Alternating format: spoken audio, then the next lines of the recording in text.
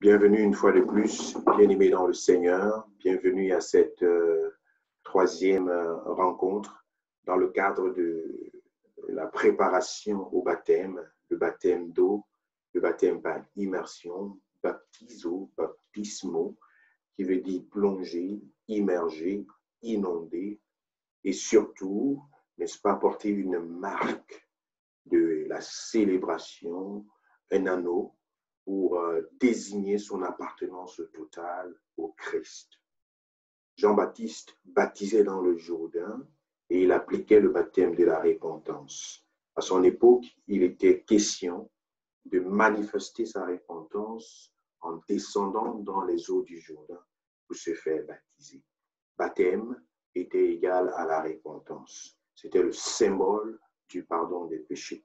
Mais Jean voit Jésus venir vers lui dans le chapitre 1 de son évangile au verset 29. Et il dit, « Voici l'agneau de Dieu qui ôte le péché du monde. » Par la révélation, il présente Jésus comme étant celui-là qui ôte le péché du monde. Le baptême, à partir de cet instant-là, selon la révélation que Jean émet, n'est plus la chose par laquelle on reçoit le pardon des péchés, mais c'est Christ qui plus tard, lorsqu'il est crucifié sur la croix, sur Ponce Pilate et maltraité, son sang a coulé. Son sang, effectivement, nous a garanti aujourd'hui le pardon de nos péchés. Car déjà dans l'Ancien Testament, il est écrit, il n'y a pas de pardon sans effusion de sang. L'agneau de Dieu, sacrifié pour nous, nous accorde le pardon de nos péchés lorsque tu reçois Jésus dans ta vie comme Seigneur et Sauveur personnel et que tu t'humilies avec un esprit de pardon. Tu fais ce qu'on appelle la repentance, métanoïa, selon l'expression grecque, d'avouer et de délaisser ton ancienne vie, ce à quoi tu as été habitué, de faire un détour de 180 degrés et de dire, Seigneur, je veux me convertir, je veux marcher avec toi. Voilà ce qui nous attribue, ce qui t'attribue aujourd'hui le pardon du Seigneur. Et à partir de ce moment, par cet acte de la foi, la Bible nous dit l'acte dont les ordonnances nous condamnaient, il les a cloués à la croix et nous sommes pardonnés. Dieu ne se souvient plus de nos péchés, de nos iniquités. Il les a effacés, il les a oubliés par le mérite du sang de Jésus-Christ sur la croix. Et cette grâce nous permet de pouvoir devenir enfants de Dieu, de devenir des enfants de la lumière, de passer des ténèbres à la lumière parce que nous avons écouté la voix du Seigneur.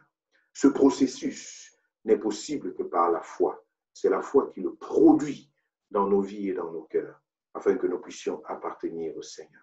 Et lorsque tu l'as fait, que tu as traversé ce pas, que tu as reçu Jésus-Christ dans ta vie comme Seigneur et Sauveur personnel, le salaire du péché qui était la mort est remplacé par le don gratuit de Dieu, qui est la vie éternelle en Jésus-Christ. Tu es sauvé. Celui qui croira et qui sera baptisé sera sauvé, mais celui qui ne croira pas sera condamné. Alors, ce qui attribue le salut, c'est déjà le fait de croire, car ce n'est par la foi et non pas par les œuvres que nous sommes sauvés. Le dit si bien l'apôtre Paul. Mais alors, pendant que nous sommes sur la terre et que nous témoignons de notre engagement personnel envers le Seigneur, il nous donne l'occasion de le manifester, il nous donne l'occasion de le prouver, il nous donne l'occasion d'extérioriser notre foi, il nous donne l'occasion de porter un anneau et de dire, j'appartiens à Jésus, je suis occupé, je suis une propriété privée, je ne suis plus à prendre, je suis une résidence particulière, je suis occupé par le Seigneur. J'appartiens à Jésus. J'ai fait une alliance avec lui. J'ai contracté, n'est-ce pas, un pacte avec mon Dieu. Je suis entré dans un rituel d'initiation à être de ceux-là qui appartiennent aux enfants de Dieu. Il ne s'agit pas d'un rituel traditionnel ou magique ou occultiste, mais il s'agit tout simplement de la manifestation extérieure de ce qu'on a décidé à l'intérieur de soi-même. Parce que Paul le dit dans le livre d'Éphésiens au chapitre 3, le verset 21, le baptême, c'est l'engagement d'une ferme conviction, d'un engagement d'une ferme conscience envers Dieu. À ce moment, il ne s'agit plus de chercher à être pardonné de ses péchés. Il ne s'agit plus de chercher à être lavé de ses péchés. Non, parce que le sang de Jésus l'a déjà fait. Ce n'est plus de ce baptême-là que nous parlons, mais nous parlons d'un engagement personnel, d'une extériorisation de ce qu'on a fait, de ce qu'on a déjà vécu à l'intérieur de soi-même. C'est une officialisation de sa rencontre avec le Seigneur. Vous ne verrez pas un musulman qui n'est pas passé par le baptême des musulmans. Le baptême des musulmans, c'est le fait de changer tout simplement son nom. Tu dis que tu es musulman. La première question qu'on va te poser, c'est quel est ton nom? Et n'essaye pas de donner le nom que tes parents t'ont donné lorsque tu es né dans ce monde. Non, tu donneras un nom qui t'a été donné dans cette orientation. Donc, c'est automatique dans le bouddhisme et dans d'autres religions qui sont cependant loin de la vérité biblique, loin de ce que le Seigneur nous recommande de faire. Ils reconnaissent cependant qu'il y a un point particulier pour officialiser, pour déclarer, pour publier ton appartenance à une certaine orientation, à une certaine décision. Mais alors, le baptême pour nous, le baptême d'eau, est une décision personnelle. C'est le fruit d'une conviction.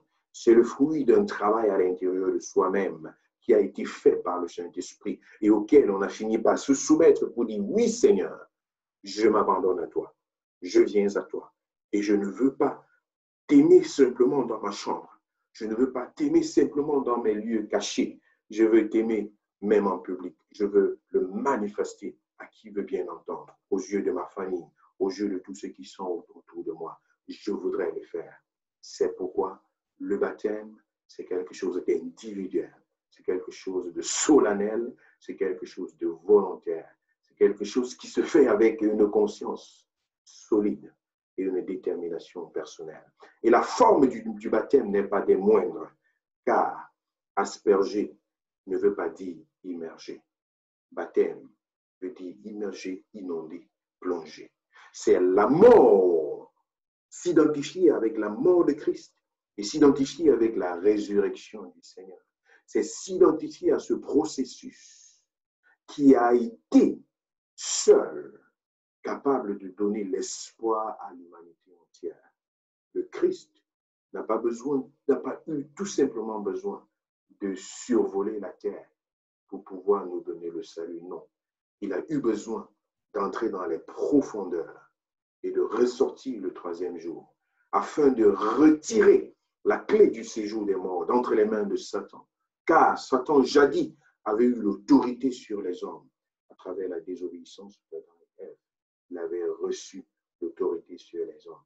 Et Jésus est venu en tant que Dieu, en tant qu'homme. Il est descendu dans le séjour des morts. Il a vaincu Satan et les démons. Il est ressorti. Et plus tard, avant qu'il ne monte au ciel, il dit à ses disciples, tout pouvoir m'a été donné dans les cieux, sur la terre et sous la terre. Et voici, je vous ai donné ce pouvoir de marcher sur les serpents, sur les scorpions et sur toute la puissance de l'ennemi. Et rien ne pourra voler. Par le baptême, nous sommes ensevelis avec Christ. Et par le baptême, nous sommes ressuscités avec le Seigneur. C'est un symbolisme qui a une profondeur, une signification très profonde et très particulière. C'est pourquoi il est impossible de pouvoir corrompre la forme du baptême et de pouvoir lui donner une signification qui n'a pour origine que la volonté des hommes. Car la Bible nous le dit bien, il y a un seul Seigneur, un seul Dieu et un seul baptême. Si la Bible nous le dit, un seul Seigneur, un seul Dieu, un seul baptême. Nous reconnaissons qu'il y a un seul Seigneur. Nous reconnaissons qu'il y a un seul Dieu. Et pourquoi ne devrions-nous pas reconnaître qu'il y a un seul baptême? Et s'il y a un seul baptême, lequel est-il, si ce n'est celui qui est inscrit dans les Saintes Écritures, dans la Bible, la parole de Dieu qui nous a été donnée? C'est alors que nous prenons cet engagement pour répondre à cet appel qui nous a été donné par le Seigneur. Il dit, allez dans le monde entier, faites de toutes les nations des disciples, les baptisant au nom du Père, du Fils et du Saint-Esprit. Le baptême, c'est en quelque sorte une introduction dans la lignée des disciples du Seigneur. Allez et faites de toutes les nations des disciples, les baptisant, les baptisant. Donc, par le baptême, nous entrons dans la lignée des disciples du Seigneur. Un disciple c'est quelqu'un qui suit son maître et qui veut s'identifier à son maître. Un disciple, c'est quelqu'un qui veut marcher derrière son maître. Et notre maître, c'est le Christ. C'est Jésus-Christ de Nazareth. Et par lui, nous voulons atteindre d'autres dimensions. Voilà pour vous, résumer en quelques phrases, les deux, j'allais dire, les 2 et les 3 dernières séances que nous avons eues autour de ce sujet qu'est le baptême. Et aujourd'hui, nous voulons toucher au baptême du Saint-Esprit, qui est une réalité et un don, j'allais dire un bonus de la part de Dieu. Nous voyons Jésus sortir des eaux du baptême dans le livre de Jean au chapitre 1er, au chapitre 2, également dans Luc au chapitre 3. Lorsque Jésus sort des eaux du baptême, le ciel s'ouvre et la voix de Dieu se fait entendre du ciel. Celui-ci est mon fils bien-aimé, en qui j'ai mis toute mon affection. Et une colombe, le Saint-Esprit sous forme d'une colombe, descendit sur le Christ et se déposa sur lui. Ceci n'est pas le fruit du hasard, mais c'est le symbole de l'approbation et du cachet qui vient de la part du Seigneur. Et cela s'est fait juste après le baptême. C'est pourquoi nous croyons que chaque enfant de Dieu qui donne sa vie au Seigneur, qui veut marcher dans la foi, qui veut s'accrocher au Seigneur, a le droit, a le privilège d'être rempli de l'effusion du Saint-Esprit, du baptême du Saint-Esprit. Et c'est de quoi nous voulons parler aujourd'hui. Et nous voulons le présenter de façon simple, de façon simplifiée, j'allais dire, parce que parler du Saint-Esprit, c'est toute une vie que nous pourrions en parler. Et nous allons vous présenter aujourd'hui les dons du Saint-Esprit, ce à quoi il faut s'attendre lorsqu'on veut marcher avec le Seigneur. On a besoin d'être équipé par Dieu. Permettez-moi de prier. Seigneur, merci pour ta grâce, merci pour ta présence. Merci pour ta parole qui est esprit et vie. Merci Saint-Esprit parce que c'est toi qui agis et c'est de toi qu'il s'agit en ce moment. Merci de prendre le total contrôle, d'établir ton règne, Saint-Esprit de Dieu, et de te saisir de la vie de chaque personne qui m'écoute en ce moment, en direct ou en différé. Seigneur, laisse que ton règne vienne, laisse que ta volonté soit faite, laisse que ta puissance se manifeste de façon particulière. Et que ta bénédiction, Seigneur, soit accordée à chacun en ce lieu. Dans le nom de Jésus de Nazareth, Saint-Esprit de Dieu, merci d'établir ta présence. Merci d'établir ta souveraineté. Merci, Saint-Esprit de Dieu, de prendre le total contrôle. Que la gloire, que l'honneur et que l'élévation te reviennent dans le nom puissant de Jésus. Alléluia. Béni sois-tu, Seigneur. Que chaque cœur soit touché. Que chaque cœur soit béni, que chaque cœur soit visité par la puissance de ton esprit et que par ce que tu veux accomplir, s'accomplisse ce soir. Que rien ni personne ne puisse s'y opposer. Parce que Seigneur, lorsque tu ouvres une porte, personne ne peut la fermer. Merci parce que toute forme d'interférence est détruite.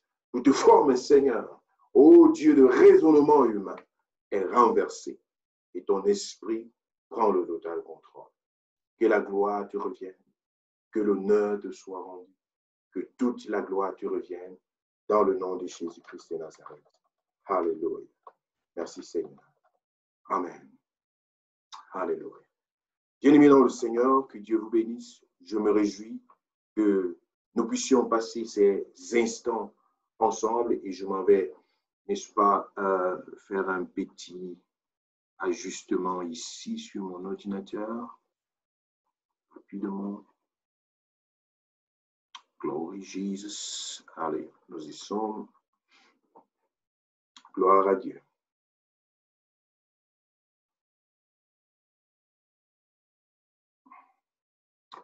Donc, le baptême du Saint-Esprit, c'est ce de quoi nous sommes en train de parler aujourd'hui, le baptême du Saint-Esprit. Comme je l'ai dit, je vais m'atteler beaucoup plus sur les dons du Saint-Esprit afin que cet enseignement soit beaucoup plus simplifié et objectif dans le cadre de la préparation au baptême d'eau et au baptême du Saint-Esprit parce que à la fin du baptême d'eau, nous faisons un culte des baptisés où véritablement nous vivons des moments très profonds dans la présence du Seigneur pour être investis de ses dons et de cette bénédiction précieuse que le Seigneur a réservée pour chacun d'entre nous. Alors, je m'en vais déjà vous présenter une introduction dans 1 Corinthiens chapitre 12. Nous verrons ensemble à partir du verset 8, je vais le retrouver tout de suite, 1 Corinthiens chapitre 12, je m'en vais le feuilleter ici rapidement dans ma Bible en ligne.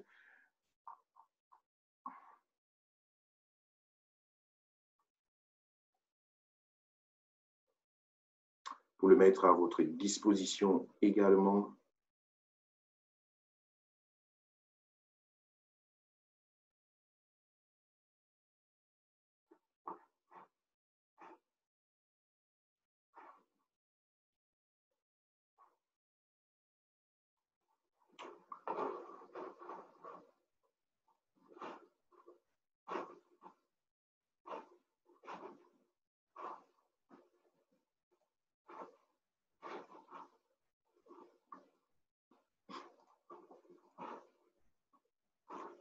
Voilà, nous y sommes.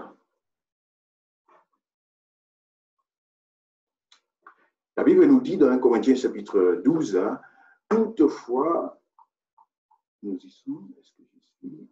Je suis plutôt dans un autre passage.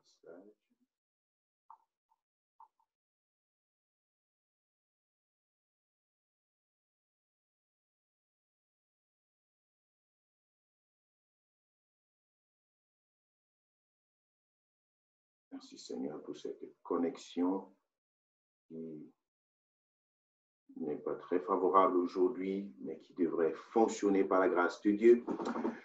En effet, à l'un est donné par l'Esprit une parole de sagesse, à un autre une parole de connaissance selon le même Esprit, à un autre la foi par le même Esprit, à un autre le don des guérisons par le même Esprit, à un autre le don d'opérer des miracles, à un autre la prophétie, à un autre le discernement des esprits, à un autre la diversité des langues, à un autre l'interprétation des langues. Un seul et même esprit opère toutes ces choses, les distribuant à chacun en particulier comme il le veut.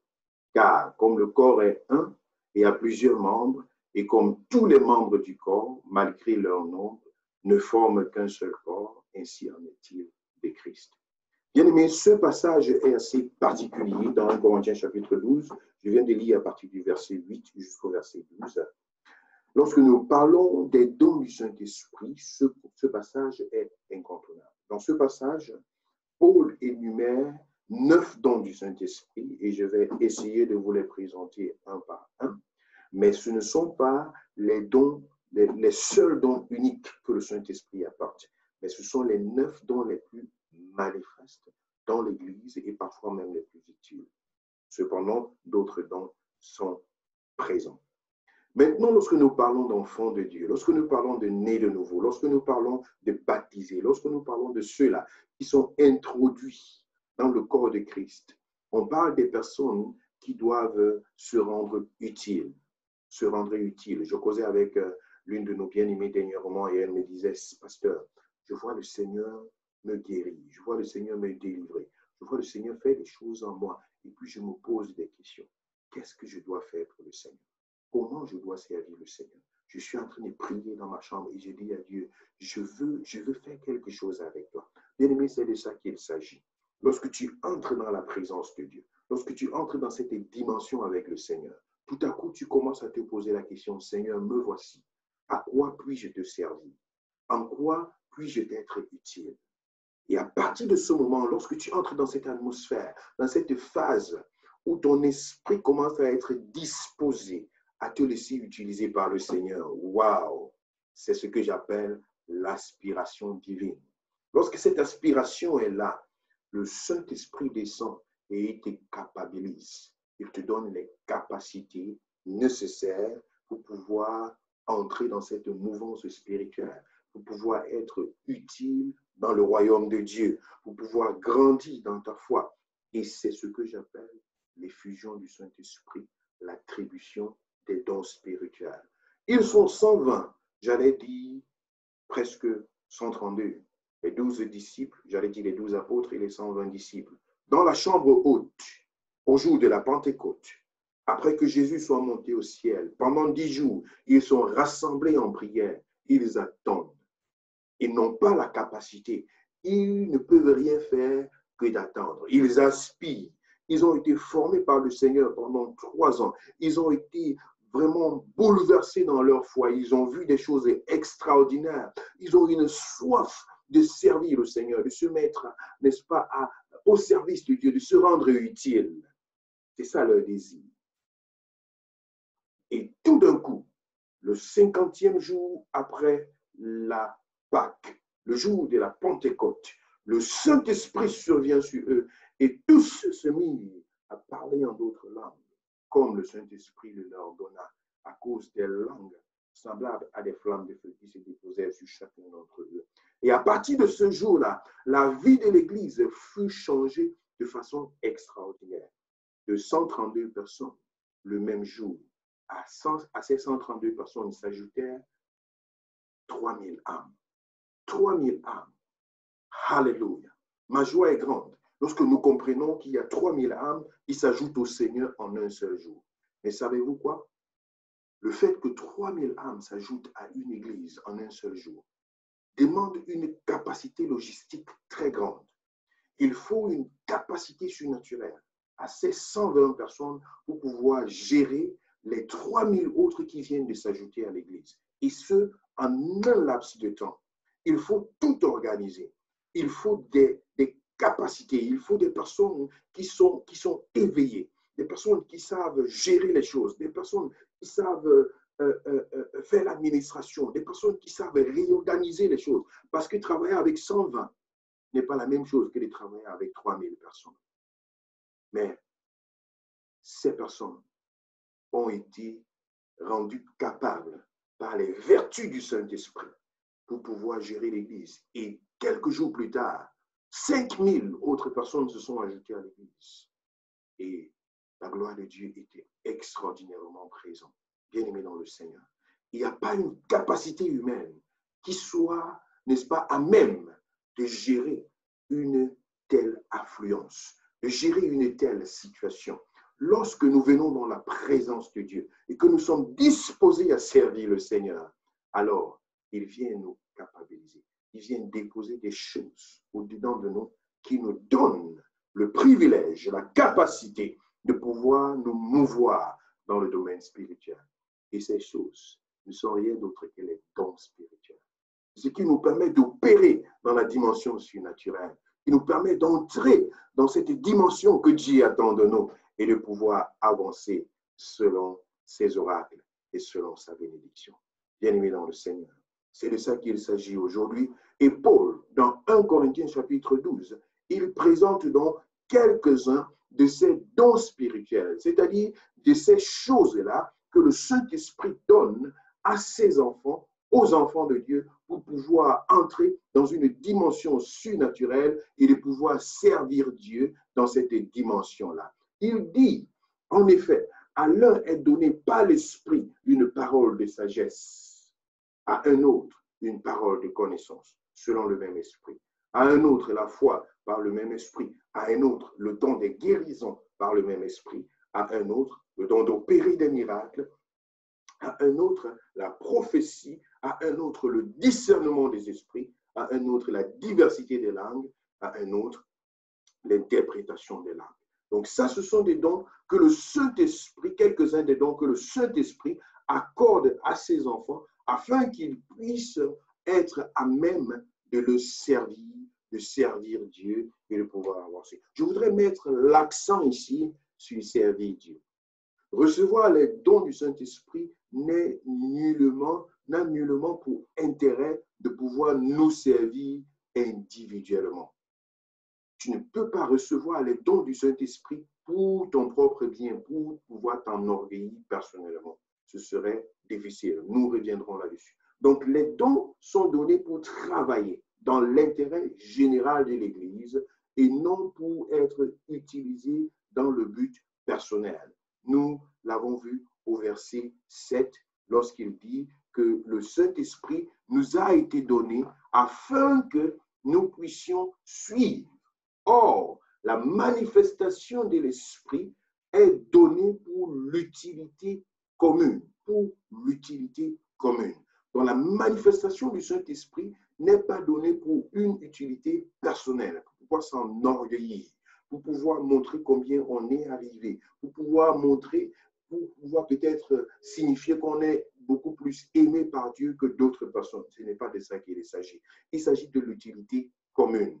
Il s'agit de servir Dieu en communauté. Il s'agit d'être utile à l'Église du Seigneur. Vous savez, les dons spirituels, ce n'est pas pour d'autres personnes, c'est pour l'Église du Seigneur, afin que cette Église soit bâtie, que l'utilité commune puisse être, n'est-ce pas, propagée. Donc, c'est pour l'intérêt général de l'Église et non pour être dans un but personnel. J'ai bien voulu signaler ça d'entrée de jeu. Quand un don ne profite pas à l'Église, cette personne qui le porte, cette personne qui l'apporte n'est pas utile. La chose la plus importante n'est pas ce que tu gagnes avec le don que tu as, mais plutôt ce que l'Église en bénéficie. Ta bénédiction à toi viendra de Dieu. Ça, ce sont juste des préliminaires. J'ai dit, lorsqu'on entre dans la dimension spirituelle avec Dieu, la première base, c'est d'avoir cette aspiration, ce désir de servir Dieu. Et c'est pourquoi je réitère encore que lorsque les dons du Saint-Esprit nous sont octroyés, parce que ces dons, ce n'est pas le plus difficile, ce n'est pas que ces dons nous soient octroyés, parce que c'est de la volonté de Dieu que nous puissions être rendus capables d'entrer dans le ministère de Dieu, d'entrer dans le service de Dieu, de pouvoir lui être utile. C'est de sa volonté. Il nous a servi, il nous a sauvés afin que nous puissions le servir. Alors, ce n'est pas ça le problème, ce n'est pas ça l'hésitation. Recevoir les dons de la part du Saint-Esprit, ce n'est pas ça le plus difficile. Il y a des gens qui font toute une nuit de prière pour demander des dons à Dieu. C'est autre chose. Si tu as le cœur disposé à vouloir servir Dieu et que tu vas vers lui, tu dis, Seigneur, remplis-moi de tes dons. Bien-aimé dans le Seigneur, c'est de l'intérêt de Dieu. Lorsqu'il voit ton cœur disposé, alors c'est de son intérêt de t'investir, de te donner cela afin que tu puisses entrer dans la bâtisse de son royaume. Parce qu'il dit, la moisson est grande, mais il y a peu d'ouvriers. Je cherche un homme, je cherche des personnes qui sont disposées, qui peuvent avancer, qui veulent avancer. Donc c'est de la volonté de Dieu. Ces dons sont disponibles et mis à notre disposition. Il suffit d'aspirer et d'avoir ce sentiment pur et juste. Seigneur, je veux te servir. Alors, il ne s'agit pas de l'utilité personnelle, mais il s'agit de l'utilité de l'Église. Pour la continuité, le besoin ou l'intérêt de son œuvre, Dieu peut enlever un don à quelqu'un pour le mettre en une autre personne, ou bien tout simplement parce que ça ne tient pas. Quelqu'un va me dire, Dieu ne se répand ni de ses dons ni de son appel. C'est vrai. Il peut arriver que le don devienne inutile dans la vie de quelqu'un. Alors Dieu dit, ok, je veux déposer ce don dans la vie de quelqu'un d'autre afin que mon œuvre puisse avancer. Si Dieu est capable même d'utiliser des pierres pour le louer, lorsque des hommes décident de se taire, à plus forte raison, les dons spirituels. Bien, maintenant, nous voulons entrer donc dans l'observation de ces dons spirituels dont il est question. Nous avons lu tout à l'heure 1 Corinthiens chapitre 12, j'y reviens, 1 Corinthiens chapitre 12, il dit, en effet, à l'un est donné par l'Esprit une parole de sagesse. Voilà le premier don ici mentionné par l'apôtre Paul, le don intitulé la parole de sagesse. À un autre, la parole de connaissance, c'est aussi un don, selon le même esprit. À un autre, la foi, c'est le troisième don mentionné ici. À un autre, le don des guérisons. J'aime bien préciser ici des guérisons.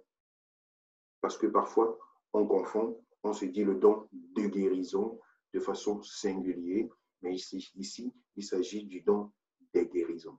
Je vous présenterai cette nuance-là tout à l'heure. Et un autre don, le don d'opérer des miracles, le don de la prophétie, le don du discernement des esprits, le don de la diversité des langues à un autre, et également à une autre personne, le don de l'interprétation des langues. Donc, ça, c'est 9 dons que j'ai essayé, n'est-ce pas, pour vous aider à le répartir en 3 grandes sortes de dons. Dans la première sorte de dons, j'ai regroupé ce que j'appelle les dons de révélation.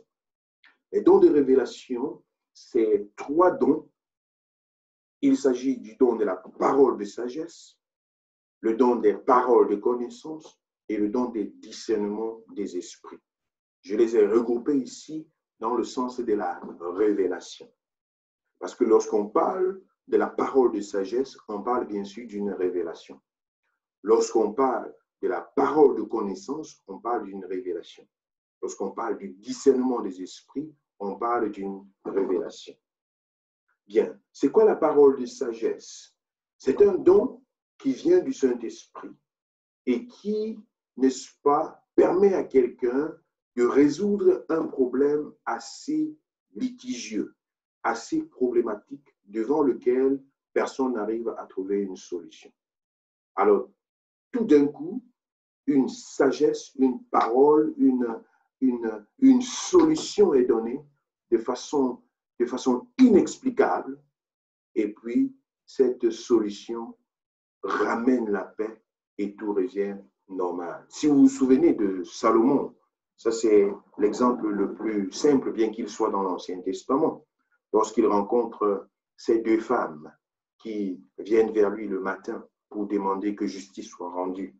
Elles avaient accouché et chacune d'entre elles avait un bébé garçon, tous les 2. Elles avaient accouché au même moment.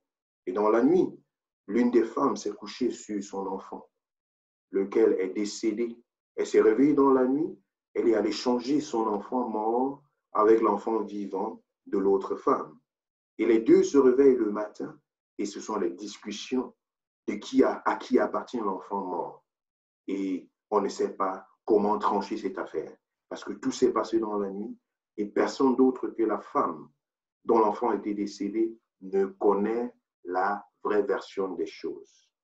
Alors, elle se retrouve donc devant le roi Salomon. C'est un cas assez difficile à résoudre. Et lui, il ne sait pas quelle solution donner. Directement, il a une parole de sagesse. Et il dit, apportez-moi une épée. On lui apporte une épée et il lui dit, coupez-moi cet enfant qui est vivant en 2 et donnez chaque partie à chacune des femmes et que ce problème soit résolu. C'est alors que la femme dont l'enfant était mort décide d'accepter cette proposition. Mais l'autre femme dit non, vaut mieux lui donner cet enfant, je ne veux pas. Et c'est alors que Salomon comprend que c'est à elle qu'appartient effectivement l'enfant vivant et le problème est résolu. C'est une parole de sagesse. Dans le Nouveau Testament, on vient vers Jésus et on lui pose des questions pièges. Seigneur, Rabbi, devrions-nous payer notre taxe ou pas?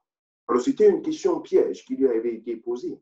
S'il disait, vous ne devez pas payer vos taxes directement, on devait l'attraper pour rébellion à l'État. Voyez-vous? Et s'il disait, OK, il faut le faire, il devait lui poser d'autres questions de manière à pouvoir l'embarrasser des choses de la terre et pouvoir l'accuser par rapport au royaume de Dieu qu'il prétendait devoir représenter sur la terre. Donc, c'était une situation assez embarrassante. Mais Jésus dit, apportez-moi une pièce. De qui est-ce l'effigie qui est sur cette pièce? On lui dit de César. Il dit, mes amis, donnez à César ce qui est à César et à Dieu ce qui est à Dieu. Une révélation. Et ils étaient tous confus par cette révélation, par cette sagesse. Et la Bible nous dit, déjà lorsqu'on parle de la naissance et de la croissance de Jésus, on dit Jésus grandissait en sagesse, en statut et en connaissance aux yeux de tout le monde. Donc ceci est un don que nous pouvons recevoir de la part de Dieu. Vous avez peut-être remarqué cela dans votre entourage. Des personnes qui sont, parfois la plupart sont de nature très calme, pas trop bavardes, mais lorsqu'elles ouvrent la bouche, c'est une solution qui tombe comme venue du ciel. À un certain moment, lorsque des questions se posent dans ta tête, tu écoutes directement quelqu'un te prononcer 2-3 phrases et tu rentres chez toi, tu es complètement déchargé, tu es complètement libéré, malgré que tu n'as même pas encore expliqué ton problème à cette personne, ou alors même que tu l'as fait et que tu ne savais pas d'où viendrait la solution. Et que tout simplement, à travers cette inspiration divine, une sagesse est communiquée et la solution est trouvée. Bien aimé, ça c'est un don dont nous avons besoin dans l'Église, le don de la parole de sagesse, là où les hommes ne trouvent pas de solution, là où les moyens légaux, les moyens à notre disposition ne suffisent pas pour pouvoir, n'est-ce pas, entrer dans l'exploitation de la solution qui nous est donnée. Ceci est également important, même pour nos amis qui font le business et toute autre chose. La parole de sagesse apporte parfois des solutions extraordinaires et nous permettent, n'est-ce pas, de pouvoir épargner beaucoup de nerfs et beaucoup de difficultés. Ça, c'est très important. Donc, ça, c'était pour ce premier don de cette catégorie sur la révélation, la parole de sagesse. Et on parle également de la parole de connaissance. La parole de connaissance, c'est tout simplement la parole de connaissance, c'est tout simplement cette révélation que Dieu donne pour que tu sois capable de connaître ce qui ne t'a pas été communiqué par des moyens normaux, des moyens courants. Voilà. Donc, c'est très important. Beaucoup de personnes ici, je voudrais déjà vous le rappeler, confondent parfois la parole de sagesse, la parole de connaissance et la prophétie. La parole de sagesse et la parole de connaissance et la prophétie, beaucoup de personnes dans l'Église du Seigneur confondent les trois. Mais il faut faire attention, une prophétie n'est pas une parole de connaissance et une prophétie n'est pas une parole de sagesse. Une parole de connaissance. Jésus rencontre, par exemple, dans le livre de Matthieu, chapitre 4, lorsqu'il appelle ses disciples pour la première fois, il voit Nathanaël venir vers lui et il appelle par son nom. Il dit, Nathanaël, toi qui approches, viens. Et Nathanaël est dépassé. Mais comment tu connais mon nom? Je ne t'ai jamais vu, on ne s'est jamais vu. Et Jésus lui dit, même pendant que tu étais encore sous le figuier, je t'avais vu.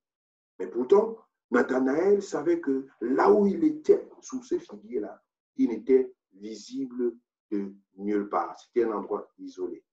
Donc pour lui, c'était une conviction au fond de son cœur qui lui a fait comprendre que celui-ci me connaît. Celui-ci sait tout ce qui est en moi. Et cela a poussé Nathanaël à être prêt à s'accrocher au Seigneur, à s'attacher à lui. Donc il y a également ce don-là qui est un don de parole de connaissance, c'est-à-dire connaître des choses qui ne te sont pas données par des voies normales.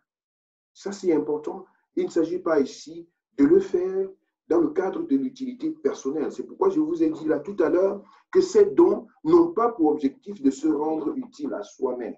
Sinon, ça deviendra du maraboutisme et du fétichisme et de la divination et toute autre chose, ou bien du one-man show. Et puis de commencer à raconter aux gens, je peux te raconter combien de pièces d'argent tu as dans ta poche, ici et ça, le numéro du billet que tu as dans ta poche gauche, la fermeture droite et ton sous-vêtement de telle couleur et tout le reste. Ça, ce sont des choses qui n'ont pas de valeur, qui n'ont pas de sens et qui égarent parfois et qui, à la fin, ne sont pas justifiables selon l'inspiration de Dieu, parce que même le diable peut manifester de telles révélations, de telles connaissances. Il peut les communiquer. Donc l'objectif doit toujours être celui de ramener des gens vers Dieu et non pas vers l'être humain. Donc, je fais mention ici de cette parole de connaissance pour vous dire que c'est quelque chose qui existe. C'est un don du Saint-Esprit dont le Saint-Esprit peut investir, peut réveiller son enfant afin qu'il puisse être utile dans la maison de Dieu. Tu peux arriver quelque part dans une église. Je connais un homme qui se rebellait contre Dieu, contre sa famille. Sa famille était déjà enfant de Dieu, sa famille était déjà chrétienne, mais il les empêchait d'aller dans cette église. Il les empêchait de suivre le Seigneur. Alors une fois, il s'est retrouvé dans une autre ville. Et il s'est dit, je vais aller dans ce genre d'église là où ma famille a l'habitude d'aller, afin de voir dans quel milieu, dans quel genre de milieu il se trouve. Donc il était parti dans une ville très loin de sa famille pour visiter une église semblable à celle dans laquelle sa famille appartient, l'occasion pour lui d'espionner et de voir de quoi s'agit-il exactement. Et dès qu'il est entré dans cette salle-là, pendant le culte, un enfant de 8 ans s'est approché de lui et l'a appelé par son nom et lui a dit, le Seigneur est en train de te chercher, tu es venu ici et Dieu veut que tu lui donnes ton cœur. Un enfant de 8 ans qui ne l'a jamais vu, qui ne l'a jamais connu, mais l'appelle par son nom et lui parle de la révélation de la part de Dieu. Ici, beaucoup de gens vont parler de la prophétie, mais il s'agit ici d'une parole de connaissance. Il s'agit ici de la révélation des choses cachées que Dieu dépose. Et dès que cet homme est sorti de cette église-là ce jour-là, 2 semaines plus tard, il s'est fait baptiser par l'immersion. Il a été transformé par le Seigneur. Il est rentré dans sa famille. Plus tard, il a donné le témoignage et toute la famille a grandi dans la présence de Dieu. Donc, c'est un don que le Saint-Esprit peut actionner pour ramener des personnes vers lui, pour la gloire de son nom. Alors, il faut aspirer à de tels dons parce que c'est utile à l'œuvre du Seigneur. Le discernement des esprits. Le discernement des esprits, c'est très important également dans la vie des enfants de Dieu, afin que tu sois capable de savoir, quel est l'esprit qui s'agite autour de toi. Il ne faut pas faire foi à toutes sortes d'esprits. Il ne faut pas faire foi à tout ce qu'on rencontre autour de soi.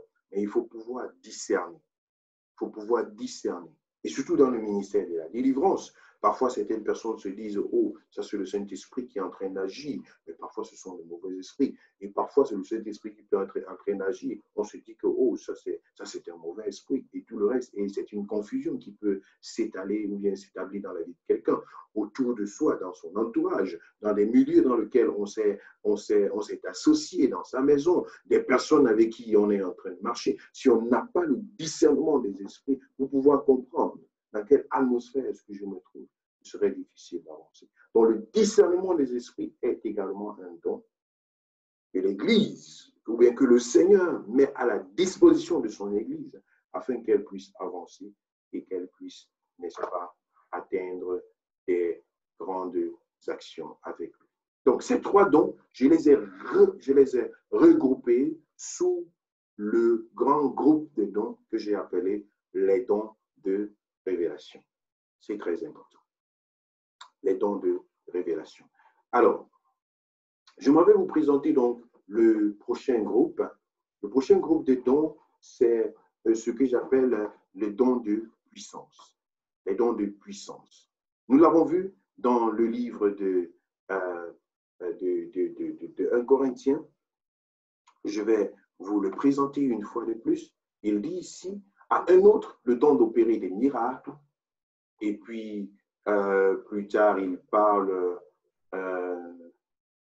du don des guérisons et puis du don de la foi.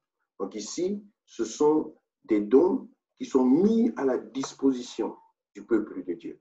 Donc, le don des miracles, le don de foi et le don des guérisons. Ici, je l'ai mis au singulier afin de pouvoir mieux vous l'expliquer. Donc, ces 3 dons qui sont regroupés sous le don de puissance, le groupe des dons de puissance. Et ce sont des dons qui sont importants pour l'avancement de l'œuvre du Seigneur. Donc, ces dons se manifestent visiblement par la puissance de Dieu. Donc, lorsque on est dans la puissance de Dieu, on voit ces dons se manifester. Lorsqu'on est dans l'exercice, dans cette mouvance de la puissance de Dieu, on voit ces dons se manifester, le don de miracles, le don de foi et le don des guérisons. Aujourd'hui, je suis pratiquement parfois bouleversé négativement lorsque j'entends certaines personnes dire que les miracles ne sont plus possibles, que les miracles datent du temps de l'acte des apôtres et qu'aujourd'hui, on ne vivrait plus des miracles. Je dis tout simplement que c'est le fruit d'une ignorance qui fait payer un prix très cher. Parce que le miracle est d'actualité. La Bible nous dit Jésus-Christ est le même, hier, aujourd'hui et éternellement. Lui qui a guéri des malades, lui qui a fait marcher des paralytiques, lui qui a ressuscité des morts, lui qui a guéri de la lèpre, lui qui a guéri des maladies incurables, lui qui a guéri d'un saignement de sang qui avait duré 12 ans, lui qui a fait lever un paralytique qui l'était pendant 38 ans de sa vie, lui qui a guéri des aveugles de naissance, lui qui a redonné la capacité de parler aux personnes muettes, lui qui a fait marcher des personnes complètement paralysées et qui ne pouvaient être transportées que sur des plancards, lui qui a redonné l'espoir aux personnes réduites à la mendicité, lui qui a nourri 5000 hommes avec 5 pains et 2 poissons, lui qui a marché sur les eaux, lui qui a fait pêcher 154 gros poissons à un moment où Pierre et les autres ne s'y attendaient pas, lui qui a opéré autant de miracles, lui qui a agi dans le temps du Nouveau Testament, et ce Dieu qui a opéré même dans le temps de l'Ancien Testament en faisant descendre le feu du ciel sous la convocation d'Élie, en bloquant les cieux et la pluie pendant 3 ans et demi sous l'ordre d'Élie, en descendant dans la fournaise ardente pour séjourner avec Shadrach, Meshach et avec Abednego, en descendant dans, n'est-ce pas, la fosse aux lions pour fermer la gueule des lions contre Daniel. Lui qui a agi, qui à travers des ossements desséchés a guéri et ressuscité plusieurs personnes. Il est le même, hier, aujourd'hui et éternellement. Et nous voyons sa gloire se manifester au jour d'aujourd'hui. Beaucoup de personnes qui étaient captifs, qui étaient déclarées, n'est-ce pas, malades, incurables, et qui, au jour d'aujourd'hui, en 2020, se retrouvent guéris, transformés par la puissance de Dieu. Les médecins sont confus. Les médecins disent que ici, mon diagnostic d'avant est complètement contraire à mon diagnostic d'aujourd'hui. Et je ne sais pas qu'est-ce qui s'est passé, je ne saurais vous donner une explication. Lorsque les médecins de ce monde n'arrivent pas à donner une explication, il faut comprendre qu'un miracle s'est produit. Au jour d'aujourd'hui, nous voyons la gloire de Dieu se manifester. Nous voyons la puissance de Dieu se réaliser autant qu'autant d'avant lorsque on se met en prière. Nous voyons la délivrance s'opérer, nous voyons la liberté se produire, nous voyons des personnes déclarées stériles, pouvoir concevoir et se lever et être bénies par les fruits de leurs entrailles. Nous voyons, n'est-ce pas, la paix revenir dans des maisons, les handicaps disparaître et la puissance de Dieu se manifester. Nous voyons Dieu se manifester de façon tangible dans nos vies encore aujourd'hui, dans notre époque. Alors, le miracle est possible. Le miracle est possible. Et ceci est un don que nous pouvons recevoir de la part de Dieu. En disant même du fait que ce soit un don, c'est déjà même une procuration qui nous est donnée par Jésus dans le livre de Marc au chapitre 16. Il dit, voici les miracles qui accompagneront ceux qui auront cru. En mon nom, ils chasseront les démons, ils imposeront les mains aux malades et ceux-ci seront guéris. Donc là, on parle déjà également du don des guérisons. Le don des guérisons, je le précise ici au pluriel parce qu'il s'agit de plusieurs sortes de guérisons par rapport à plusieurs sortes de maladies. Quelqu'un peut recevoir de la part de Dieu les dons pour la guérison d'une sorte de maladie. Dieu peut investir quelqu'un d'un don particulier, peut-être pour que des personnes qui sont non fertiles, qui sont non reproductives, puissent regagner en productivité. Dieu peut le faire dans la vie de quelqu'un. Dieu peut donner à quelqu'un d'autre un autre don, plutôt pour la guérison interne et des blessures internes de certaines personnes autour de soi, soit par des conseils, soit par l'écoute, n'est-ce pas, afin que les personnes soient transformées. Dieu peut te donner un don de guérison, si bien que lorsque tu es tout simplement au chevet du lit d'un malade, juste le fait que tu écoutes cette personne, plus tard, elle se ressent tout à coup réconfortée et elle regagne l'espoir pour regarder vers l'avant. Donc, les guérisons, c'est quelque chose qui est sciemment donné au pluriel, parce que la guérison se manifeste dans plusieurs dimensions, dans la dimension du corps, dans la dimension de l'âme, dans la dimension de l'esprit. Lorsqu'on est malade dans son esprit, alors les os s'assèchent et on ne peut plus tenir debout. Mais lorsqu'on peut être guéri dans son esprit, par l'impact de la puissance de Dieu, on retrouve la force, on retrouve la joie et on peut avancer. Donc, ça, c'est juste une particularité qui est cachée dans ce don des guérisons. Et chacun, je vous le présente afin que chacun puisse aspirer. Seigneur, à quoi est-ce que tu m'appelles dans ta maison? Dans quel domaine veux-tu m'utiliser?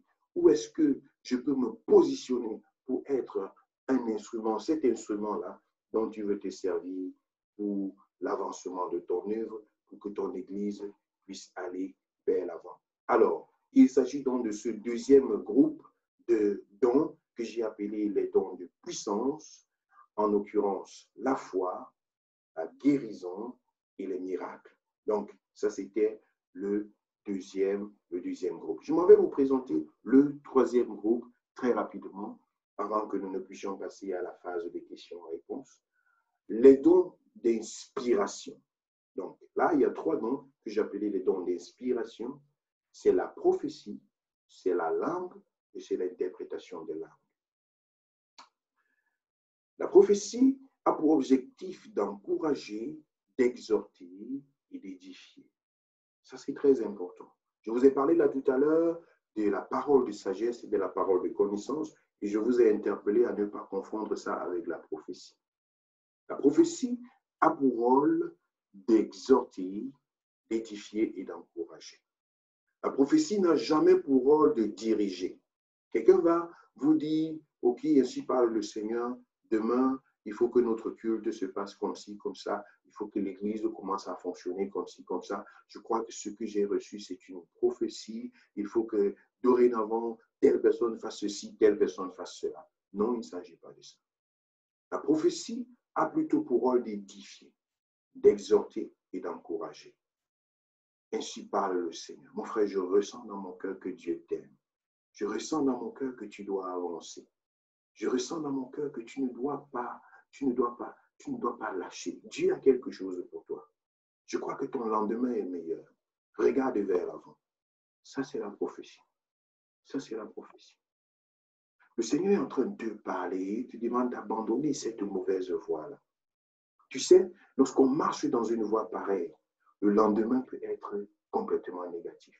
C'est Dieu qui est en train de te parler dans ton cœur. Fais attention, parce que ton lendemain risque d'être sombre. Lorsque tu marches, lorsque tu manifestes de tels comportements, sache que Dieu n'est pas content. L'amour de Dieu est très grand, mais sa compassion a parfois des limites. Fais attention à ta vie. Je suis en train d'exhorter. Ça, c'est une prophétie. Ainsi parle le Seigneur. Mon fils, ma fille, je t'aime. Je t'aime. Je ne veux pas te perdre. Je veux que tu avances. Je veux que tu regardes vers l'avant. Tes ennemis sont nombreux, mais je suis avec toi, te dit l'Éternel. Ne baisse pas les bras. Regarde vers l'avant. 1000 tomberont à ta gauche, 10 000 tomberont à ta droite, mais tu ne seras pas atteint, car l'Éternel, ton Dieu, est avec toi. Voilà ce qu'on appelle la prophétie. Elle a pour objectif d'encourager, d'exhorter et d'édifier. Quand on parle d'exhorter, elle peut également avertir pour dire le chemin que tu es en train de prendre, c'est un chemin qui n'est pas de Dieu. Ça, c'est une exhortation qui est dans le cadre de l'avertissement pour recadrer les choses, pour dire voici ce que je crois, voici ce que le Saint-Esprit est en train de mettre dans mon cœur pour ta vie. Ça, c'est une prophétie. Mais quitte à ce que chacun puisse comprendre que prophétiser, c'est tout simplement parler de la part de Dieu, dans le sens d'exhorter, dans le sens d'édifier, dans le sens d'encourager. C'est pourquoi quelqu'un a dit, toute personne enfant de Dieu doit aspirer au don de prophétie. Il dit, je souhaite que vous prophétisez. C'est l'apôtre Paul qui le dit dans 1 Corinthiens chapitre 14. Il dit, je parle en langue mieux que vous tous, mais je souhaite encore que vous puissiez aspirer au don des meilleurs et surtout à celui de la prophétie. Que chacun puisse être capable de se mettre à la disposition du Seigneur pour inspirer d'autres personnes, pour inspirer l'Église, pour édifier la communauté, pour s'édifier mutuellement. La prophétie doit être d'actualité dans l'Église. Dans l'Église du Seigneur, la prophétie doit être d'actualité. Lorsque des enfants de Dieu se retrouvent, Dieu doit pouvoir parler. Parfois, on confond le don de prophétie avec le ministère prophétique. Et c'est ça qui fait peur à beaucoup de chrétiens. Non, un don n'est pas un ministère. Ce n'est pas parce que tu évangélises que tu es évangéliste. Ce n'est pas parce que tu prophétises que tu es prophète. Ce n'est pas parce que tu enseignes que tu es enseignant. Ce n'est pas parce que tu prêches que tu es pasteur.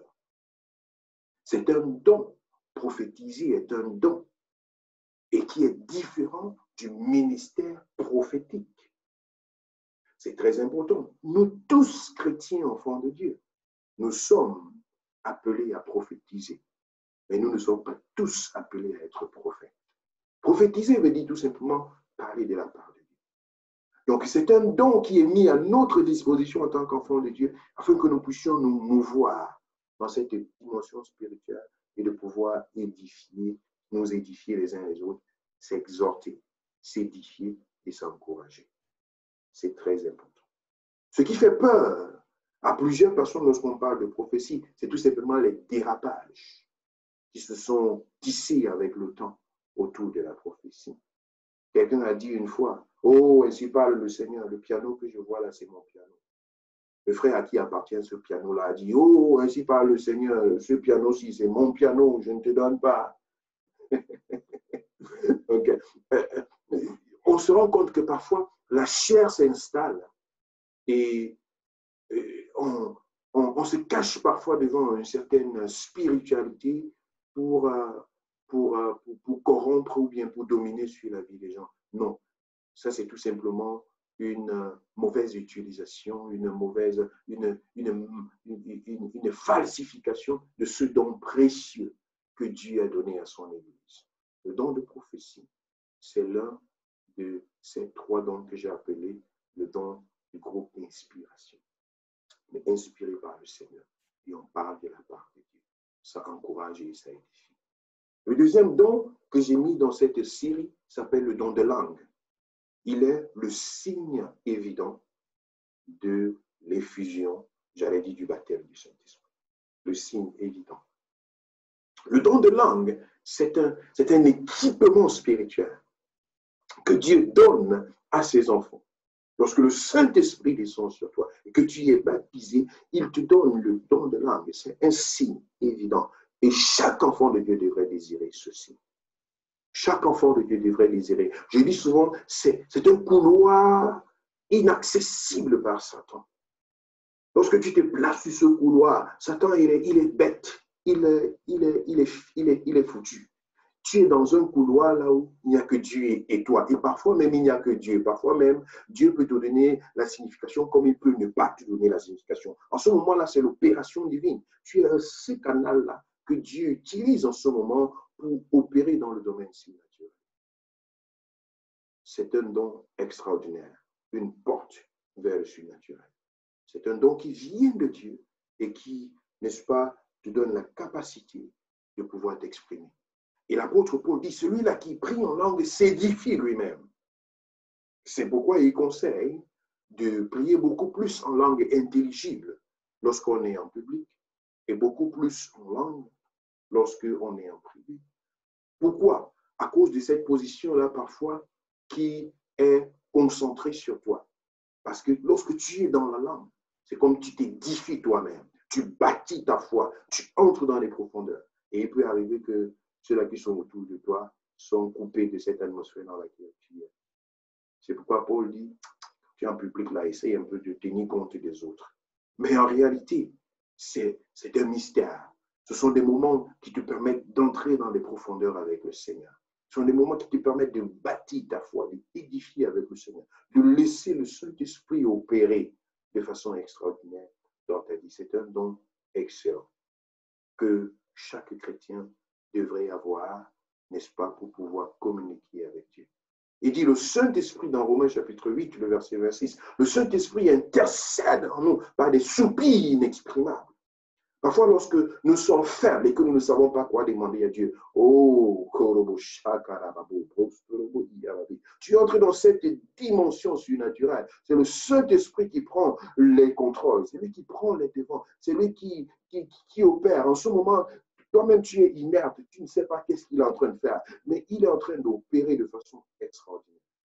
J'ai vu des choses se passer, j'ai vu des choses se réaliser lorsque on est dans une dimension de la prière en langue, là où le Saint-Esprit opère, là où le Saint-Esprit manifeste sa grâce, là où le Saint-Esprit manifeste sa puissance, là où le Saint-Esprit, n'est-ce pas, ouvre les écluses et les cieux, là où le Saint-Esprit agit de façon puissante, de façon incroyable dans la vie des uns et des autres. je l'ai vu et je ne peux que le témoigner encore et encore. Et vous encourager à aspirer à ce don. Un don qui est parfois également combattu par certaines groupuscules de personnes. Mais je me dis, si nous acceptons le don de foi, si nous acceptons le don de guérison, si nous acceptons le don de paroles de sagesse, le don de prophétie, le don de discernement des esprits, qu'en est-il le don de langue? Pourquoi voulons-nous prendre quelques-uns des dons du Saint-Esprit et refuser celui-là même qui a été manifeste en premier lieu le jour de la Pentecôte, à la venue du Saint-Esprit? Pourquoi voulons-nous le refuser? À cause de l'intelligence humaine, à cause du fait que certaines personnes le diabolisent. Voulons-nous le refuser? Non, c'est plutôt une stratégie de l'ennemi pour pouvoir nous tenir loin de ce mystère divin, de cette profondeur avec le Seigneur. C'est très important de pouvoir marcher avec le Seigneur, de pouvoir entrer dans cette dimension spirituelle. Mais bien aimé dans le Seigneur, dans ce don également de langue, je voudrais vous encourager à pouvoir, n'est-ce pas, vous laisser conduire par le Seigneur. De pouvoir vous laisser conduire par le Seigneur. Et de pouvoir également vous soumettre à une autorité spirituelle. Soumettez-vous à une autorité spirituelle pour pouvoir, n'est-ce pas, être conduit dans ce don de langue. Pourquoi est-ce que je le dis? Parce que certaines personnes, je l'ai remarqué dans mon ministère de délivrance, certaines personnes, à un certain moment donné, ont développé une langue qu'ils ont cru être celle du Saint-Esprit, mais qui ne l'a pas été. Les démons peuvent donner une langue à quelqu'un. C'est pourquoi j'aime éprouver les esprits. Et je bénis le Seigneur de vous avoir déjà parlé de ce don de discernement des esprits. Il y a parfois des gens qui se soumettent à des choses qui n'ont pas de sens. Il y a un certain courant religieux qui apprend aux gens à parler en langue. On te fait asseoir et on te donne certains mots et on te dit fais comme ça, fais comme ça, fais comme ça. Je dis ça c'est mécanique, ça c'est machinel et ça c'est incantatoire. Lorsqu'ils étaient dans la chambre haute, le Saint-Esprit est descendu. Il n'y avait pas de contrôle. Ils étaient ensemble, ils étaient sous une autorité. Lorsque l'apôtre Paul priait pour certains d'entre eux dans Actes chapitre 19, et après leur avoir imposé des mains, ils reçurent le Saint-Esprit et ils parlaient en d'autres langues. Donc parfois, il faut faire attention à qui est-ce que nous sommes connectés. Avec qui est-ce que tu vas te soumettre? Tu vas rencontrer quelqu'un qui n'est même pas encore délivré et tu lui demandes de prier pour toi pour que tu sois baptisé du Saint-Esprit, mais fais attention. Donc, ici, je mets juste un peu une sonnette d'alarme là parce que c'est important. Que l'ennemi n'arrive pas à falsifier ce que Dieu a déclaré ou bien ce que Dieu veut faire. Mais toujours est-il que lorsque on est dans la présence de Dieu, dans une atmosphère divine, sous une autorité spirituelle, dans une église, dans une atmosphère qui est conduite par le Seigneur, et même si tu l'as reçu ou bien tu es prêt à le recevoir chez toi, dans ta maison, le Saint-Esprit peut descendre chez toi. C'est important que dans la suite, tu puisses t'insérer, tu puisses te cadrer, tu puisses avoir une famille dans laquelle tu peux grandir spirituellement et tu peux te laisser soumettre, n'est-ce pas, à un discernement pour être encouragé dans ce que Dieu est en train de faire. Le dernier don, c'est le don d'interprétation des langues. Vous savez, dans le don des langues et dans le don des diversités des langues, il arrive parfois que quelqu'un soit en train de parler en langue, mais en d'autres termes, en réalité, il est en train de prophétiser. Donc, quelqu'un qui parle en langue, il parle en langue, mais en principe, c'est une prophétie qu'il est en train de donner, mais il est en train de donner cette prophétie en une langue, n'est-ce pas, qui n'est pas intelligible. Et à partir de ce moment, on a besoin d'un autre don que l'apôtre Paul désigne ici comme étant le don d'interprétation des langues. Donc, quelqu'un peut prophétiser dans l'Église en langue pendant que quelqu'un d'autre est en train d'interpréter. Donc, tu prophétises en langue et quelqu'un d'autre interprète. Ça apporte encore beaucoup plus même de conviction. Ça veut dire, toi-même, tu es en train de prophétiser, mais tu ne sais pas qu'est-ce que tu es en train de dire. Mais quelqu'un d'autre qui n'a rien à voir avec la langue et qui est en train de sortir de ta bouche, Dieu ouvre son entendement Et il comprend ce que tu es en train de dire et il retraduit ça comme une prédication qui est en train de se faire en allemand et traduit en français. Donc Dieu le fait de façon extraordinaire. Et Dieu peut également, juste si c'est un message qui t'est adressé à toi-même, dans la salle, Dieu peut ouvrir tes oreilles et tu comprends le message qui est en train d'être donné en langue. Donc c'est ça qu'on appelle le don d'interprétation des langues. C'est un don également dont nous avons besoin dans l'Église, afin que lorsque Dieu veut opérer dans cette dimension-là, il y ait quelqu'un dans la maison du Seigneur qui puisse donner la signification aux autres. Bien-aimés dans le Seigneur, je viens de vous présenter vraiment en version brève ces 9 dons du Saint-Esprit mentionnés dans 1 Corinthiens chapitre 12, qui ne sont que 9 parmi plusieurs des dons spirituels que le Saint-Esprit apporte dans la vie de ses enfants. Le baptême du Saint-Esprit est un bonus, c'est une décharge de la part de Dieu qu'il dépose dans la vie de ceux-là qui ont décidé d'extérioriser, de manifester ouvertement leur appartenance à Dieu en se faisant baptiser dans les eaux du baptême et étant disposés à le servir. Ils ont juste besoin d'être rendus capables d'entrer dans le service de Dieu parce que c'est une affaire spirituelle et nous avons besoin de servir Dieu avec des méthodes et des moyens spirituels. Le baptême du Saint-Esprit est donc cette chose-là qui nous apporte, n'est-ce pas, de pouvoir être introduit dans cette dimension spirituelle pour pouvoir servir le Seigneur. Comme je l'ai dit, j'ai essayé de vous le présenter de façon très brève et nous serons au jour du baptême le 11 février de cette année, c'est-à-dire dans une dizaine de jours et juste après, nous aurons des moments ensemble pour partager les réalités de cet enseignement ensemble. Je voudrais maintenant vous donner l'occasion de réactualiser vos microphones pour ceux d'entre vous qui sont avec nous sur Zoom et pour ceux également qui sont avec nous sur Facebook. Que le Seigneur vous bénisse. J'ai publié aujourd'hui sur ma page principale de Facebook. Et si vous avez des questions, n'hésitez pas de les poser, vous signaler juste avec la main et puis je peux m'organiser pour vous prendre. Vous pouvez activer vos microphones. Je crois que je vous en ai donné la capacité. Oui, c'est bon.